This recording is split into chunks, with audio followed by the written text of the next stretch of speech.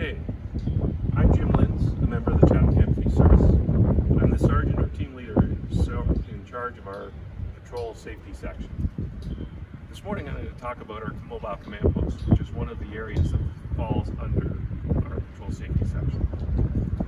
Our mobile command post is a 2018 International truck with a self-contained body that contains a lot of updated electronics and other monitoring equipment that will assist our officers at times of major investigations or natural disasters. I'd like to take you inside and show you some of the equipment inside as well today, and how we utilize this mobile command post when it's on scene. This command post should be in service for about 20 years. And now I'll take you inside.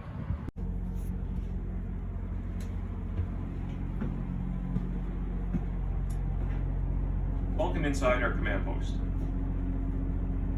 We're now going to show some of the different computer systems and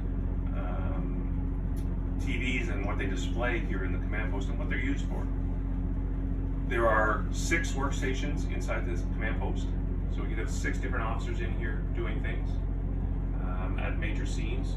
So this command post would be called into scenes such as a major flooding, major crime scene, fatality, or car collisions where people have died, and or any other request where there's a need for a large amount of officers in a small contained area.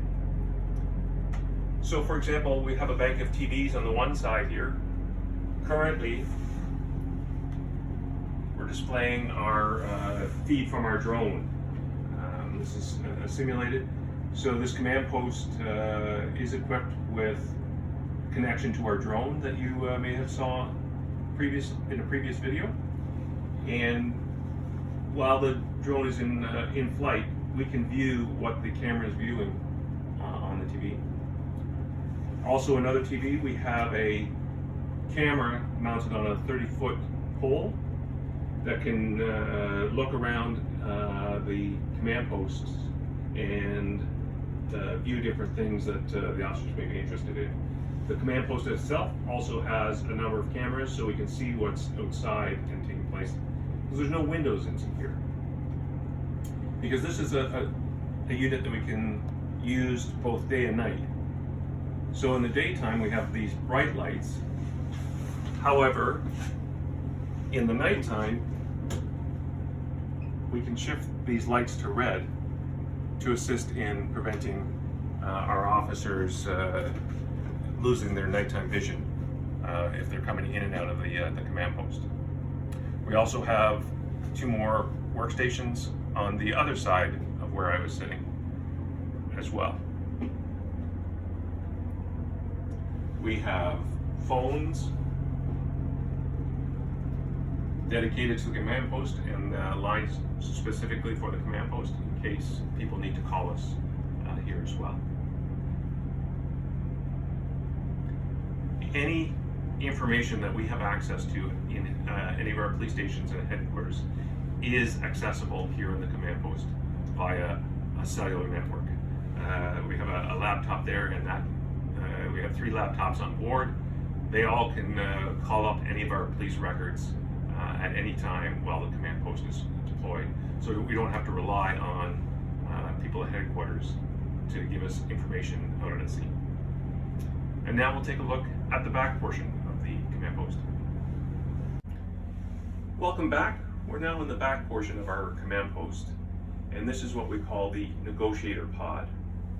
So one of the uses the command post is brought out to, or type of scenes it can be brought out to, is when people are holding people hostage.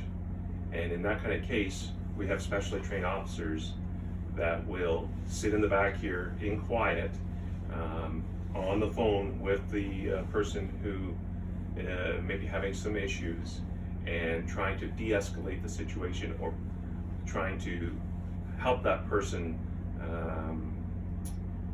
come out and talk to the police instead of holding up inside the house.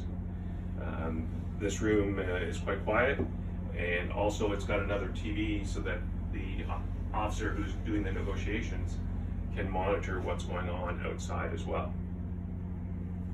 This TV can actually be brought outside and be used as a briefing tool as well, or a way to tell officers and give them their assignments while they're here assisting the command post at a scene. Welcome back. We're now in the middle portion of our command post. One of the things we never know when the command post is called out to a scene is how long it's going to be on scene. This command post can be on scene for several hours, up to several days, or even a week or more. So one of the things we need to consider for the officers that are on the scene is somewhere to have something to eat, provide them with water, and also a place to use the washroom, because we may be out in the middle of nowhere and the officers may need to use the facilities. So on board our command post, we also have a washroom facility, and this facility incinerates all the material. Well, that concludes the tour of our command post. I'd like to thank you for allowing us to highlight some of the inner workings of our command post and some of the things that it can do for our community. The whole idea and the reason why we bought this is to keep people safe and assist officers when we have major incidents in the future. Thank you, and stay safe out there.